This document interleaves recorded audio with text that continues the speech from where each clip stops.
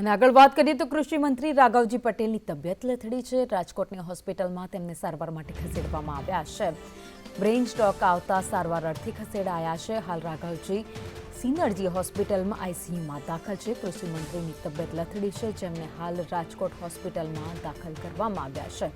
તો કૃષિ મંત્રી રાઘવજી પટેલની તબિયત લથડતા તેમને હોસ્પિટલમાં સારવાર માટે ખસેડાયા છે। તેમને બ્રેઇન સ્ટ્રોક આવ્યો હોવાની માહિતી સામે આવી છે, જેની સારવાર હાલ રાજકોટની રાઘવજી સિનજી હોસ્પિટલમાં ચાલી રહી છે। વધુ અપડેટ સાથે સંવાદદાતા કશ્યપ જોશી અમારી સાથે જોડાયા છે।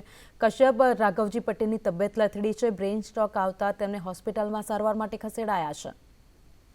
બિલકુલ, ગઈકાલે જામનગર વિસ્તારમાં તે હાજર હતા અને ત્યાં બારેજ ગામ છે ત્યાં તેઓ હાજર હતા અને એ સમયે અચાનક તેને બ્રેઇન સ્ટ્રોક આવ્યો હતો અને એની તબિયત લથડી હતી, જેથી તેને તાત્કાલિક સારવાર અર્થે રાજકોટ ખસેડવામાં આવ્યા હતા। રાજકોટની સિનર્જી હોસ્પિટલમાં છે હાલ તેની સારવાર ત્યાં ચાલી રહી છે અને આઈસીયુમાં તેમને અત્યારે રાખવામાં આવ્યા છે ઓબ્ઝર્વેશન હેઠળ। અને જ્યાં સુધી તેની તબિયત સ્થિર ના થાય ત્યાં સુધી તેઓ આ હોસ્પિટલમાં તેમને રાખવામાં આવશે। ગઈકાલે રાત્રે આ બ્રેઇન સ્ટ્રોક આવતા તેને તત્કાલ હોસ્પિટલ ખસેડાયા હતા।